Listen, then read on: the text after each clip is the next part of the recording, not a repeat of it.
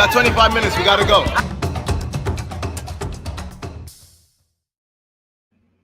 Hey, happy Wednesday, everyone. Hump day. Hump day it is. Welcome to Say That channel. We are so excited to have you with us today. If this is your first time with us, go ahead and put a 1 in the chat. We want to shout out all of our newcomers. If this is not the first time that you've been with us, if you are actually a part of Say That Nation, go ahead and put Say That Nation in the comments. We want to shout you out as well. My name is Janelle Villiers. That over there is Winston Broderick. Who are your hosts with the most as we come to you again with another episode on Say That channel, where we are unapologetic about talking about the ugly come up of entrepreneurship. So you all have heard those stories about people who start from nothing and then have massive success. But what happens in the middle? What happens during the ugly come up? Well, that's what we're here to talk about. What are the pitfalls you need to circumvent? What's the mindset you need to have? We are here to talk about all of those things. And here's the kicker. We've only got 25 minutes to talk about the topic of the day. And when we run out of time, oh no, what are we gonna do? Well, you run over to Patreon and you can catch us on Overtime with our guests on Patreon. The link for that is here on your screen, but it's also in the description box below. And when you do that, you can catch all of the clips from all of our past guests, and they are dropping a lot of jewels there. So you want to make sure you check that out. And so guys, have you ever had the dream of writing a book? Well, you're not alone. About 82% of Americans have the same dream. But how do you get started? What's the next steps? It seems like it's really hard. Well, I'm inviting you to my free masterclass on July 15th at 7 p.m., where I'm showing you my end-to-end strategy on how to write, edit, and self-publish your book. You do have a story inside of you, and I'm here to help you get it out of your head and onto paper, so that way you can truly impact the people that you've been called to. That's right, everyone. I'm doing my masterclass. It's this Monday, and you can go ahead and register. The description link is below. And for those who register from Say That channel, I will actually send you a free copy of my book. That is right. I will send that out to you guys. I'm really excited to do that masterclass with all of you. So that being said, let's get into today's topic. All right, what do we got? Is your messy messaging hurting your business? Like 3 times fast, guys. Messy messaging. Is your messy messaging? No.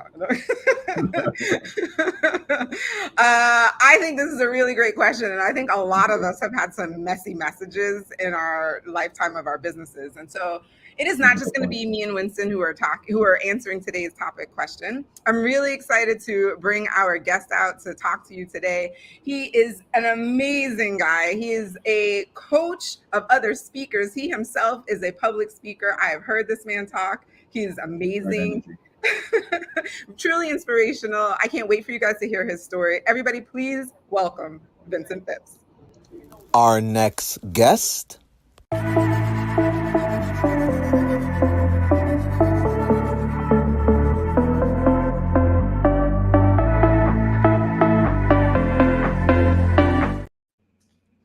There he is.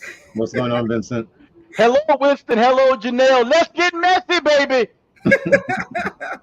That's right. Let's get messy. So for those who are meeting you for the very first time, talk to us a little bit about how you got involved in the public speaking business.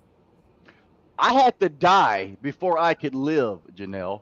I ended up breaking my neck back in 2007. And I never had the aspiration of being a business owner or an entrepreneur. I'd had a comfortable corporate job for 13 years. And when I came out of my coma, my wall was just inundated with letters and cards from people thanking me for helping them get the interview, or thanking me for helping them improve their networking skills, or helping their kid give a speech at a science fair. And my father suggested each one of those cards could be a potential client if you ever wanted to start a public speaking business. So I decided to step away from my cushy job, get a second chance at life. My neck had healed. They had the bones rebuilt in my neck from titanium surgery, and I started a speaking business, and I've been doing it for 28 years. That's amazing.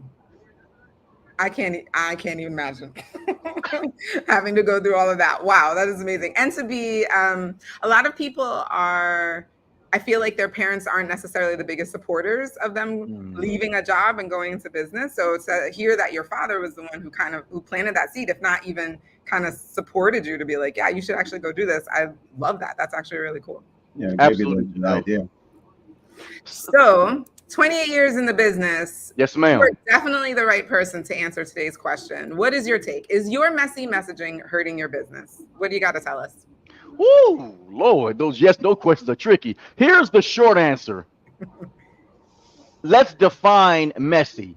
If we're talking about professionalism, if we're talking about punctuality, if we're talking about quality, if we're talking about accountability, then absolutely yes, your messy messaging can be hurting your business because we don't even know that we're causing a mess because we're doing what's habitual. We're not clear in our communication. We promote quality, we promote professionalism, but are we delivering that to our clients? And do they say that about us? If they don't, we're messy.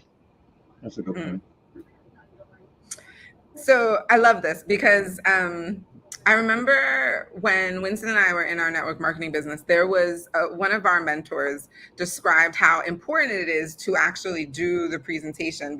And they used the metaphor of giving food on depending on how you present the food. If you present the food and it's like the most amazing sirloin steak that you could ever have, right? And you put it on like a plate and you plate it really well and it looks all pretty, like, oh man, like you can't wait to get into that steak. Bring it. But if you put that same exact meal and put it on a the paper lid plate, garbage can, nobody you're wants like, it. no, thank you. And sometimes we want to charge steak prices, but we give garbage can service. Talk about it, Vincent. Oh, in there pretty, guys. Man, You might be in someone's feelings. Vincent went for it already. I know. Go ahead, tell them. Go ahead. Here's the thing that especially small business owners, and we're on the Say That show, so I can tell the truth, right? We're talking to the right people. Say that. You've got to have two dynamics to avoid being messy, and that is accountability and adaptability. And here's the difference. Accountability is if you fail to show up on time, can you apologize? If you make a mistake in your delivery service, can you make it right? Can you show up and give an eloquent speech if someone says, who are you and what you do? We've got to be accountable. We can't talk about customer service and then we're the one that's complaining every 8 minutes that we're in a restaurant. We can't talk about kindness and forgiveness in our lifestyle, yet we're cussing out our significant other or we're beating our kids to death. We've got to make sure that we are the embodiment of our product and service because they will not trust our product or service. They can first trust us. That's first. The adaptability is there are different types of communication styles. And through our emotional intelligence as entrepreneurs and as business owners, we can't be I'll be who I am and the world got to adapt to me. You're going to be broke. You've got to learn how to adapt to people. Some folks are no nonsense bottom line people. So if they say, how much does this cost? They want to hear a number. If they hear, well, it depends, you're going to be broke. If someone says, how you doing today? How your mom and them? How's your family? But you're not a chick that person, but they're trying to connect with you. You can be messy if you go, everything's fine. I called for business though. Now here's what I want. You've just been messy. So if we can't go accountability or adaptability, you will not have profitability. Woo!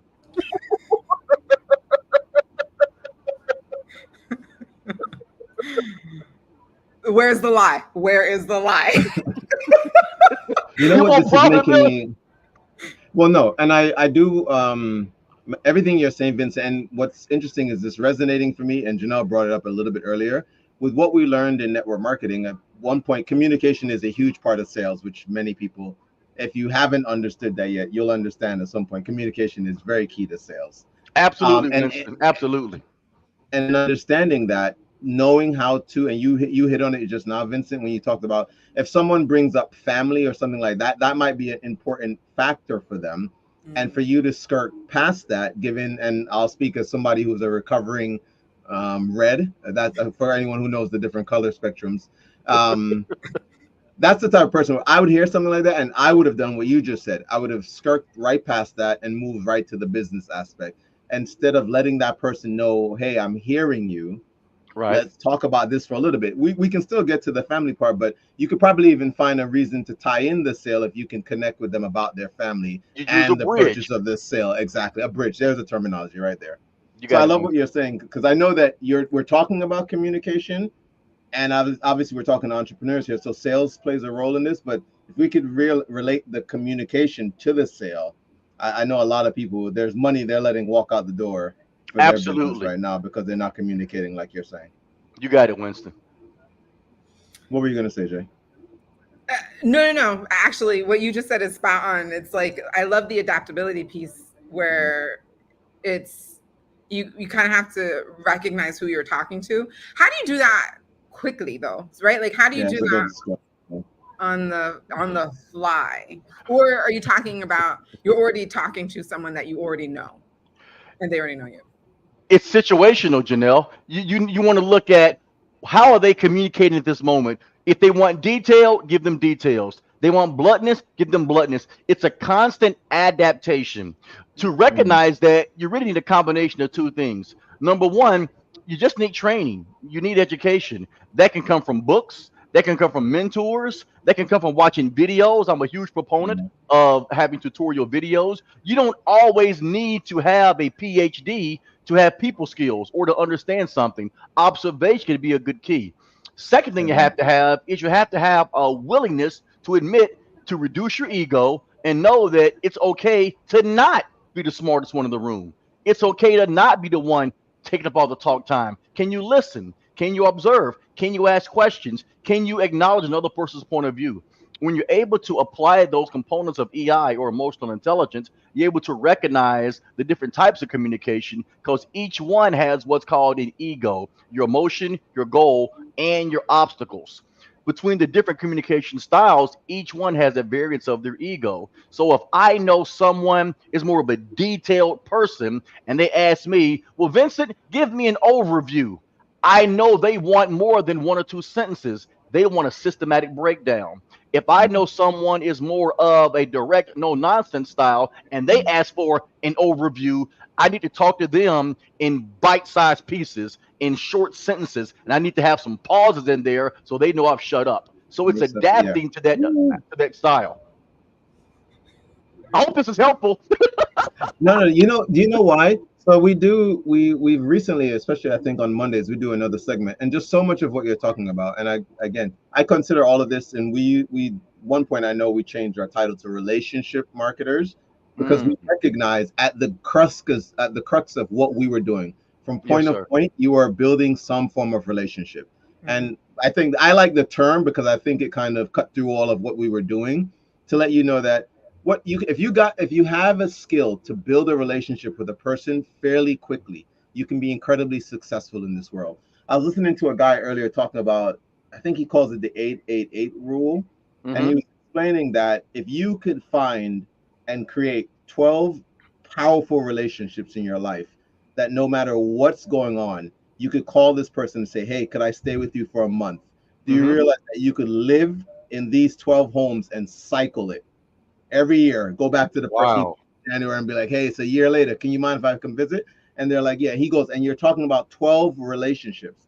And it Right. hit in a way because in my mind, it was like one of those inventory things. So I was like, wow, who could I go stay with for a month? And it was again, Mm, a great thing to ask yourself. And again, an assessment in life, right?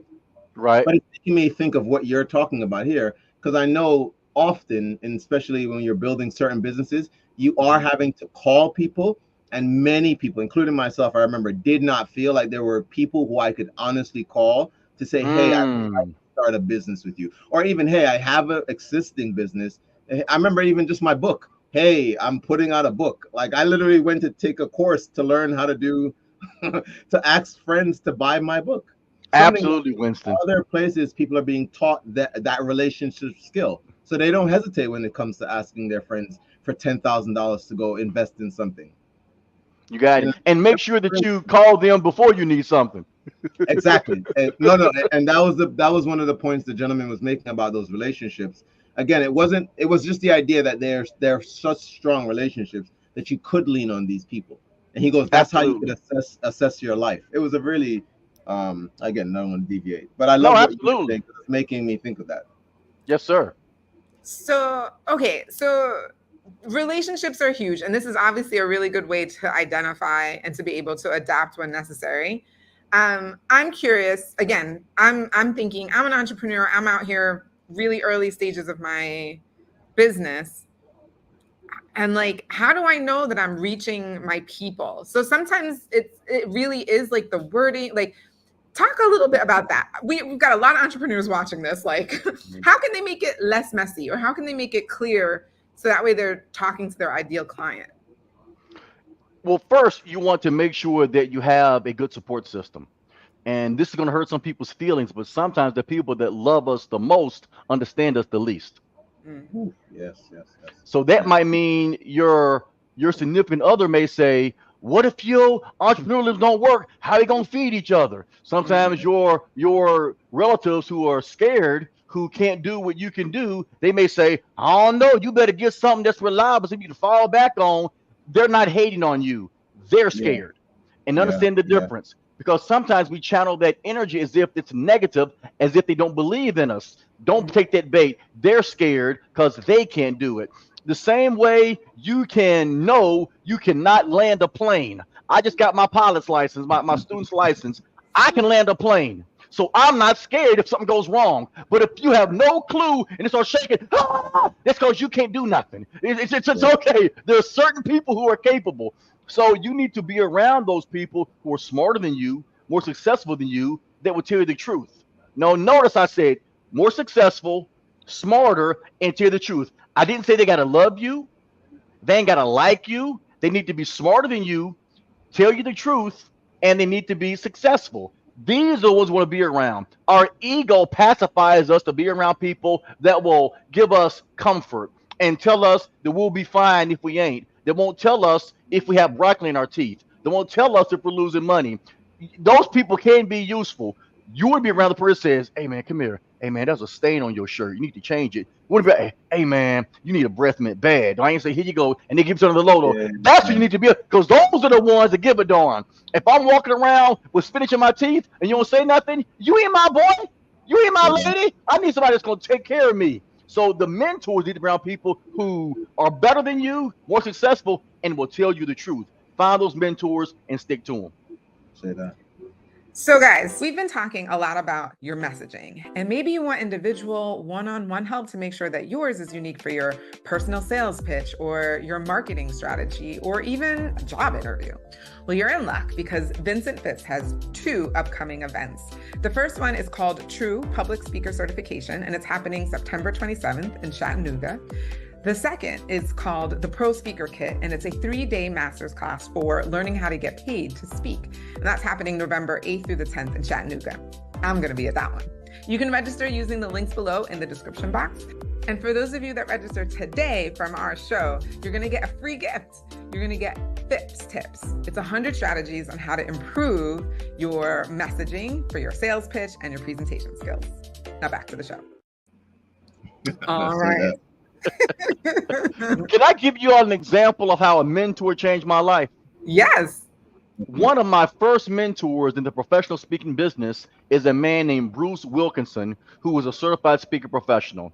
We were both going to a conference in Gillette, Wyoming, and it was probably minus 10 degrees, and all other speakers failed to show up. Out of the 5 speakers that were supposed to be there, it was just me and Bruce. Now, I was a young black man full of energy. Bruce was about 4 feet tall both ways, Caucasian guy. Love Bruce, that's my dude.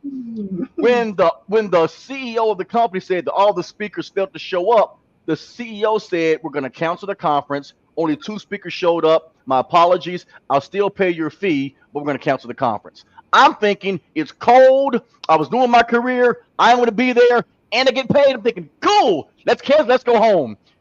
The other speaker, Bruce, who didn't even know me, he comes over, puts his hand on my shoulder, and he goes, "Excuse me, sir, but me and my colleague would like to converse for a moment. I'm looking around. Who was colleague? I don't know you.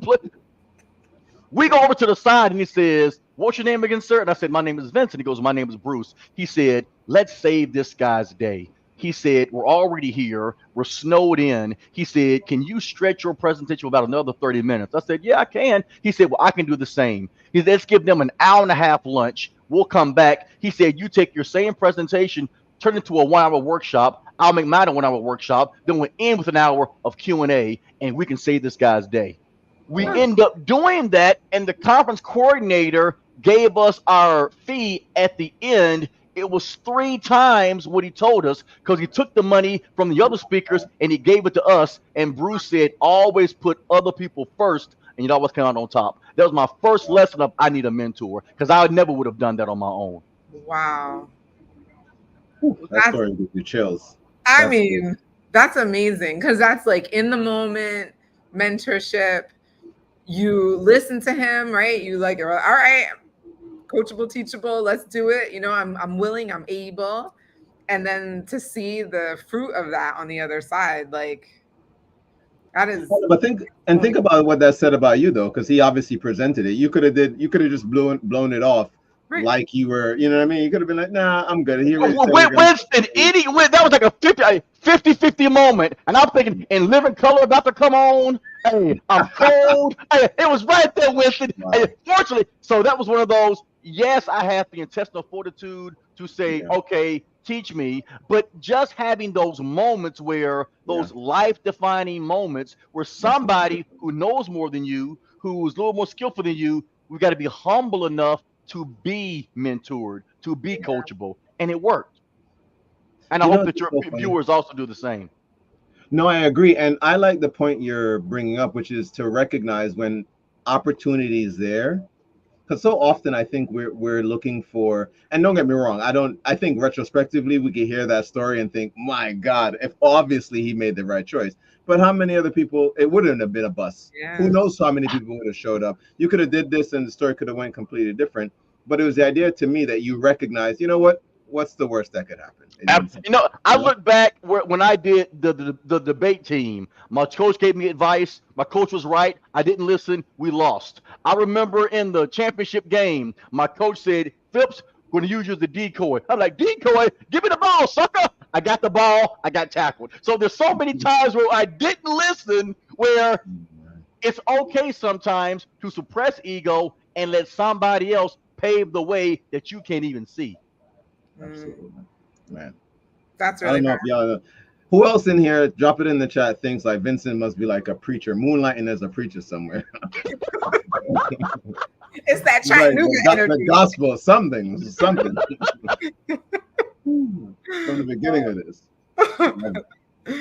This is awesome. So. Wait, Jay. Before you jump into your next question, so I just want people to be able to connect with Vincent social media. So let's do this. And then I know Jay has her question. It's his IG, his Facebook. So while Winston's showing all of that, so my question leads me to that mentor showed up for you in that time, right? Like how do people go? Like I'm a new entrepreneur. I'm trying my best. I realize I need a mentor, but like where do I even go? Where should I look for a mentor? What would you advise? Great question. There are 2 things I would recommend. The first is I would recommend subscribing to your LinkedIn account. If you don't have an account, get one. LinkedIn is for those professionals who want that Facebook feel in professional endeavor. Do searches for what your industry is. Is it hospitality? Is it tourism? Is it finance? So first find those industry professionals. Second thing you can do is that no matter what industry you're in, there's always a conference or a convention. Find the ones that are within a 200-mile radius of where you are. I'm in Chattanooga, Tennessee, so I'm about 200 miles from Atlanta, Knoxville, Birmingham, Nashville. There's always a conference. I'll show up and I'll introduce myself, sometimes at my expense, but I go there not to get clients. I go there to get knowledge. Who can I meet to help you? You'll be surprised if you walk up to a stranger and say, "Excuse me, my name is Vincent Phipps, and I'm wanting to learn more about being a professional speaker. who do you know that can help me? And then shut up. Mm. They will now if you go, yeah, I've been speaking with this number long. Yeah, I got these number of clients. They'll go, oh, great, good job. And you'll get nothing. Show some humility, show some inquisition, and show some tenacity that you're there to learn. You're there to absorb, not to disseminate. And the mentors will start pouring towards you because they'll see their genuine heart. People love to give to those who are humble, who are trying. If they think you know it all, they figure that you're not needed. That's a great point, man. Great point. So really good. Yep. And we outside now, right? We can actually go to places. It's not all virtual, but sometimes I know there are a lot of people that create virtual spaces as well where you can go and meet people. And so just to speak to that, like, I love that we get to go physically to places, but also don't forget to take advantage of anything virtual if you need to as well. That pops if you up. just know that there's a 77% higher probability of having a firmer connection with initial face-to-face conversations. They ain't got to stay face-to-face, but if you are like my wife, an extreme germaphobe, or you're like my mother who still wears a mask, I love you, Mom, which is fine.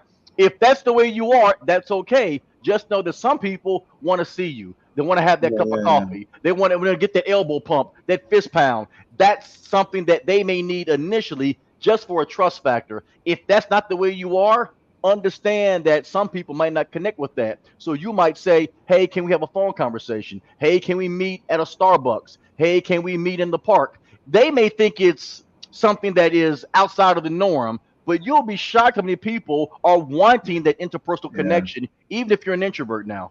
Yeah. Okay, so I'm dying to know, what do you feel like are the most common mistakes that you see with people's messaging within the entrepreneurship world? They're not clear about what value they bring. You don't tell someone that I'm a consultant. They don't know how you can help them. You don't tell someone that you own your own business. That doesn't matter to people. What makes us messy is that we're unable to do two things, Janelle. Number one, we have yet to do our research about who needs our product or service. When you say everybody needs my product or service, no, they don't. It doesn't matter if you have the world's best hot wings if you're going to a vegan conference. Number two, Janelle could attest to that, right, Janelle? Right there. Who cares? Oh, lemon pepper, hot spicy. Nobody cares. Number two, we've got to identify the value that we bring. If you have your own hair salon, if you have a lawnmower service, if you repair cars, you want to make sure that you can articulate the value that you bring. I'll give you an example. One of my dear friends started his own transmission company. Someone asked him, what do you do? He won't say, I deal with transmissions. What he says is, I make sure that if anybody 65 or over has car trouble, that they don't get ripped off. Wow, nice. That's a great. Now you see that delivery? Same time frame. So now, like, oh, my grandma, oh, my great aunt. I do transmissions. They go, oh, okay, nice. But just that little spin he put on it. He went to my class, by the way, that's coming up. Say that. Description box. Yes, ma'am. So it's not just enough to have a package. We got to make sure we deliver our message clearly and with authenticity. I love this. Okay, so clearly we're out of time, but I have a question that I want to pose on this side so that we invite people to the Patreon side. So I like Janelle's question, and your example gave something that's like a tangible service that someone can do.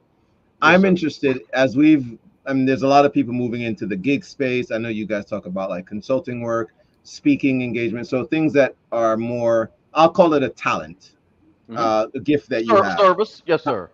Similar. Service. So, yes, or even just something. Let's say I want to promote myself on social media. I know recently we had a meeting with someone just about talking about what we could do by just using social media to start earning money. On the other side, I would like to talk about how you're coaching, what that looks like for somebody who wants to build a social brand, a social media brand, and what are the different components of something like that. Well, we can get into that on the Patreon side. So guys, here's the link again. I definitely want to make sure and I know it's in the description. we put you guys in contact with Vincent, so you guys He's have a all. real person. Reach out. He will respond.